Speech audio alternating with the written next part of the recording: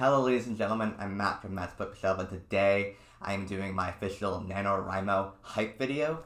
For those of you who don't know, NaNoWriMo stands for National Novel Writing Month, and it occurs during the month of November, in which people from all over the world go on the NaNoWriMo site and try to write a 50,000 word manuscript within the month of November. In order to do this, you must write a minimum of 1,667 words per day, including weekends, in order to meet that word count by November 31st. It might sound like a pretty big task, especially if you have a job or you go to school, have a family, and just have other life responsibilities in general. But that's kind of the point of this event. It is to give you a daily writing schedule. It's supposed to ingrain in you mentally this idea of sitting down and writing every day, especially if you are an author or an aspiring author. And the best part is, NaNoWriMo is a website as well. You can find other people who are writing in similar genres of you, might have similar interests as you, and meet with them and talk with them and potentially build your own brand as a writer through doing this. And I do think NaNoWriMo is probably great for both practice authors and aspiring authors as well. For practice authors, it further hones your skills, and for new authors, it'll give you an idea if this is something that you actually want to pursue as a career, as a hobby, what have you. And from my own personal experiences, I did NaNoWriMo for the first time last year, 2022. I was already a writer up to that point. I had already published a book as well, but I wanted to try this because I'd never written 50,000 words in a month. In fact, it probably would take me several months to write 50,000 words of creative writing. But nevertheless, I took on the task. I worked on a novel called Tiberius, which followed the life of Tiberius, the would-be emperor of Rome, from his early 20s to around his mid-30s, when he was from the start of his military career up until his willing exile to Rhodes. And I did the preptober, prepping a lot of reading of history, and reading history that I continue to do throughout the actual NaNoWriMo event. But for me, as someone who was already an author and who already had a decent schedule going, NaNoWriMo just proved to take me to that next level as a writer. I never written so constantly over so many periods of days, and even though I don't write 1,667 words a day anymore, I still have this ability to sit down and write every day that I never would have gained had I not tried NaNoWriMo. NaNoWriMo is meant to dispel any illusion of this unachievability of writing or being a writer. It's supposed to say to you that, hey, you can do this if you put your mind to it, if you accept responsibility, if you make time to give yourself a schedule for writing. This is definitely something that's possible, whether you want to be a published author or just write for, as a hobby or for your friends or what have you. And for me, again, even though I don't write as much as I did during the month of November last year, it completely has allowed me to get into that writer's headspace so much faster now, even though I have a job, even though I have other responsibilities. And I really owe NaNoWriMo my first year for this next level of writing that I have achieved, not in my prose, but in my ability to sit down and write. And so for new writers, it would be a pretty big task to write 1,667 words a day, I would say.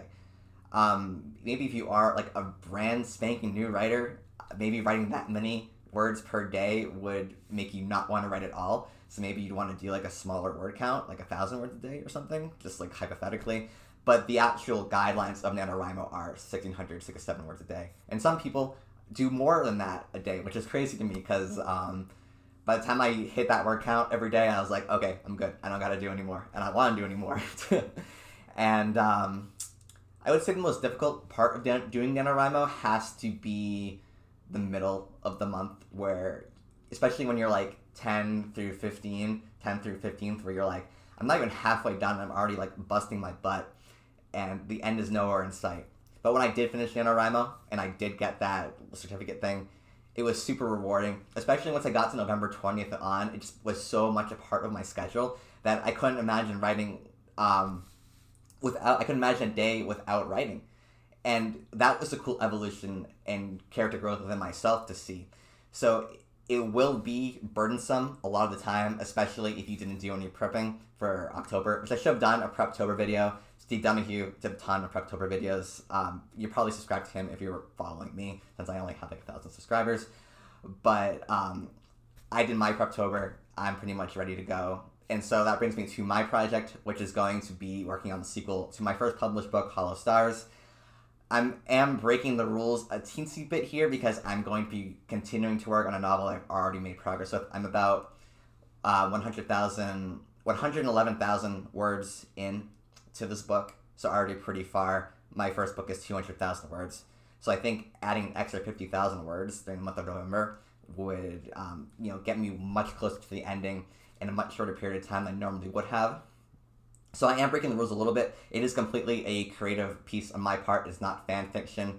But usually when you do NaNoWriMo, they want you to pick a completely brand new book to start. I'm not going to do that. I already have like 4 projects that I'm working on, and it's not going to happen.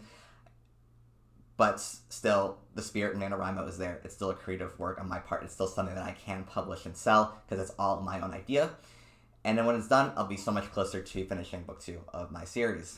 And so that leads me to my questions for you. If you are doing NaNoWriMo, what's your idea for a story? I'd love to hear it. If you're not doing NaNoWriMo, why aren't you doing NaNoWriMo? It's amazing. Even give it a try. Just give it a try. That's all I ask.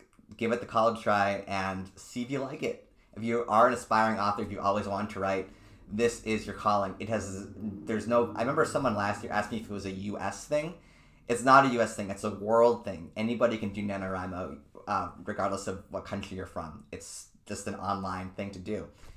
Other than that, I'll keep my email in the description below if you are doing NaNoWriMo and you want like a brother in arms to help get through this month. I'll be happy to do that. And I am still trying to get like a writer's circle going at some point. We'll see if that ever actually happens. But again, my email will be in the link description below. And again, if you're doing NaNoWriMo, I really do want to hear your ideas because I love hearing this stuff.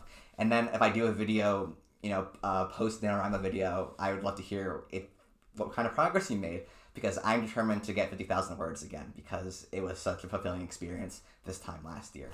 And so thank you, made it this far. I do like doing authortube videos, and I will be doing more probably around December and January because there is a little announcement that will be coming out probably early next year. So been looking up for that. Anyway, thank you for making this far, and goodbye.